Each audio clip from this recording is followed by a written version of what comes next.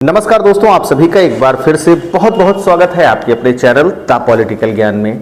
दोस्तों, लालू परिवार में चल रही खटपट उठापटक के बीच पटना से बड़ी खबर है जिसने राजनीतिक गलियारे में सनसनी मचा दी। लालू प्रसाद यादव के बड़े बेटे तेज प्रताप यादव ने अब बिहार चुनाव के बाद सबसे बड़ी पार्टी बनकर उभरी एनडीए गठबंधन को अपना समर्थन दे दिया है। जी हाँ, ये बड़ी खबर है जहां पर अपने लाखों समर्थकों के साथ तेज प्रताप यादव ने बीजेपी को समर्थन देने की घोषणा कर दी। आपको बता दें कि चुनाव में एक भी सीट न जीतने के बावजूद तेज प्रताप यादव ने अपनी पार्टी जेजेडी के ओर से सरकार को नैतिक समर्थन दिया है।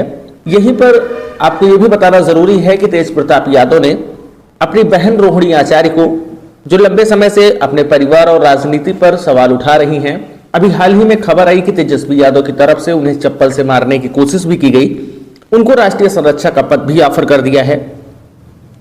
तेज प्रताप यादव, जिन्हें आरजेडी से और परिवार से पूरी तरह से बेदखल कर दिया गया, जिसके बाद जेजेडी पार्टी का गठन तेज प्रताप यादव के द्वारा किया गया और 40 से अधिक सीटों पर विधानसभा का चुनाव लड़ा गया।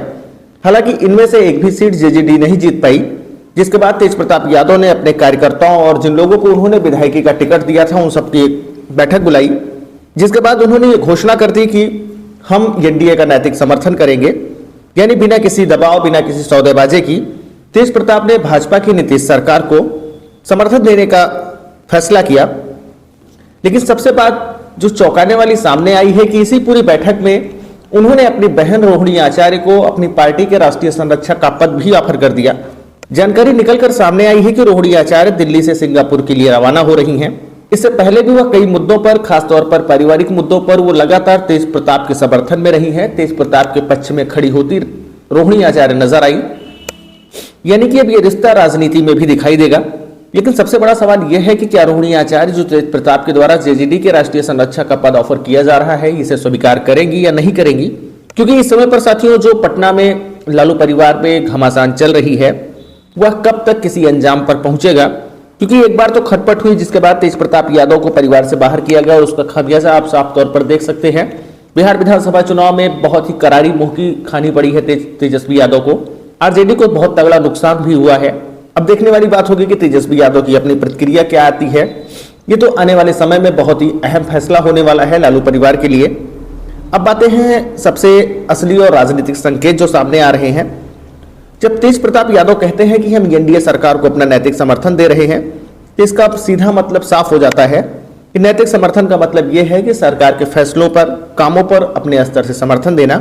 और राजनीतिक भाषा में तो इसका यही मतलब होता है कि धीरे धीरे करीब आना, धीरे धीरे दूरियों को खत्म करना। और आप हो सकता है कि आने वाले समय में ये देखें कि बीजेपी तेज प्रताप यादव को पूरी तरीके से अपने खेमे में शामिल कर सकती है। जी हाँ दोस्तों, आज ही की इस वीडियो में हम आपसे ये बड़ा दावा कर रहे हैं। आपको आने वाले समय में यह दिखाई पड़ेगा कि कहीं ना कहीं पर तेज प्रताप यादव बीजेपी के साथ आते हुए नजर आएंगे और हो सकता है कि बीजेपी उन्हें मंत्री भी बना सकती है। तो ये तो आने वाला वक्त बताएगा। लेकिन हाल फिलहाल में अभी तेज प्रताप यादव के द्वारा एनडीए सरकार को अपना समर्थन दिया गया है। अपनी बहन रोहिणी आचार्य को अपनी पार्टी के संरक्षक का पद ऑफर किया गया है और लालू परिवार की खटपट तो इस समय पर बहुत ही तेजी के साथ बढ़ रही है। इन पूरे अपडेट पर आप अपनी राय जो है कमेंट बॉक्स में जरूर दीजिए। आशा करते हैं आपको और भी अच्छे अपडेट और भी अच्छी वीडियोस इस चैनल पर मिलेंगी। आपने सब्सक्राइब नहीं किया है तो प्लीज आप सब्सक्राइब करिए। फिर मिलते हैं आपसे अगले एक नए वीडियो में नए अपडेट के साथ। तब तक के लिए नमस्कार।